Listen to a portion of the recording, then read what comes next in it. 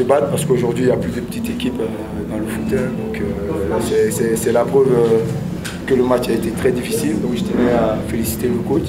Je pense qu'il a une bonne équipe. Et nous aussi on va se mettre au travail pour à l'avenir se mettre au niveau de tous les autres.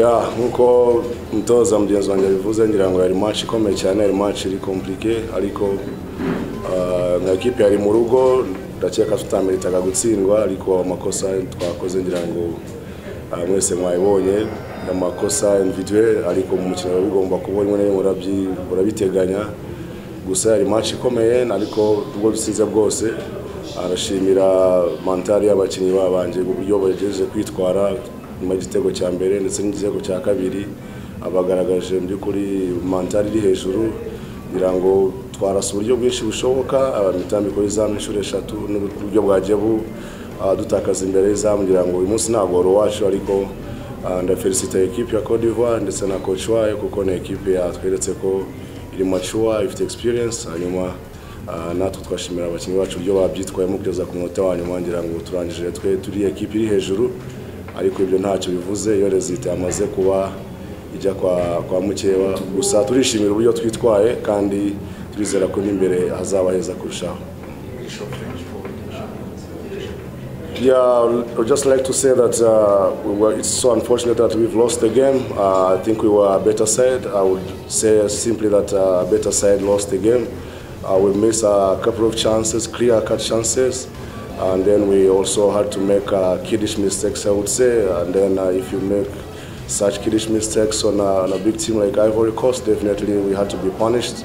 That's what happened. And yeah, let me congratulate my players for the performance, the reaction after the 2 goals, and also congratulate the Ivorian team for having stood by the result until the end of the game.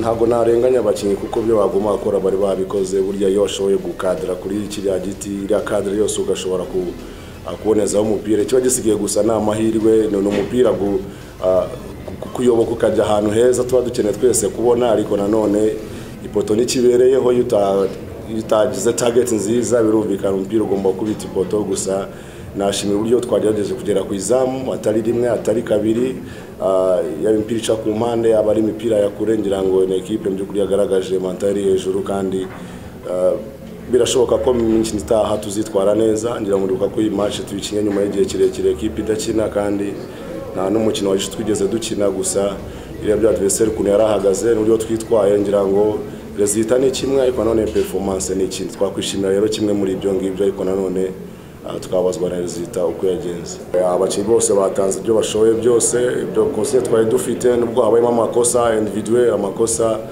udateganya ko amakosa nkariya yaba wenda hashobora kubaho ikosa ry'umuntu kunyerera umuntu gucengwa umuntu guhagarara nabi ariko amakosa yagiye agaragara ngira ngo ni amakosa individuel utabona ukuntu usobanura ariko iyo byabaye urabyakira gusa abakinnyi nyuma yaho uburyo bagerageje kwankurajanya hagati yabo uburyo bagerageje kongera gusubira mu kino ntibacike intege ngira ngo mvuze ngo banengushe nambabeshye ko batanze ibyo bashoboye byose.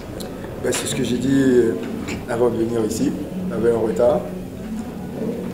Ne demandez pas du confort, mais juste voir déjà le niveau d'implication des joueurs dans un premier temps. Je pense que l'essentiel était de gagner. On a gagné devant une bonne équipe du Rwanda. C'est la preuve qu'aujourd'hui, il n'y a plus de petite équipe. Rien qu'à regarder les résultats d'hier, on peut être satisfait parce qu'on avait un retard et on s'est remis dans la course. Le jeu va se bonifier. Ce que j'ai dit tantôt, je dis, on vous a habitué à de bons repas. On est en train de repartir. Il faut qu'on mette la main dans le cambouis.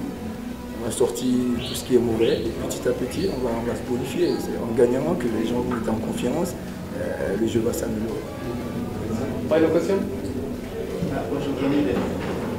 Déjà, comme je dis, l'équipe du Rwanda, elle a de bons joueurs, bien organisés, et devant son public, ils étaient bien chauffés à blanc.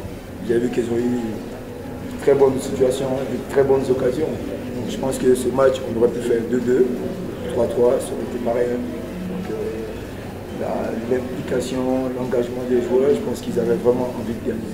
Peut-être parce que c'était la Côte d'Ivoire, je ne sais rien, mais en tout cas, je pense que faut féliciter le coach, il a une bonne équipe, il a fait du bon boulot. Ok, c'est cool.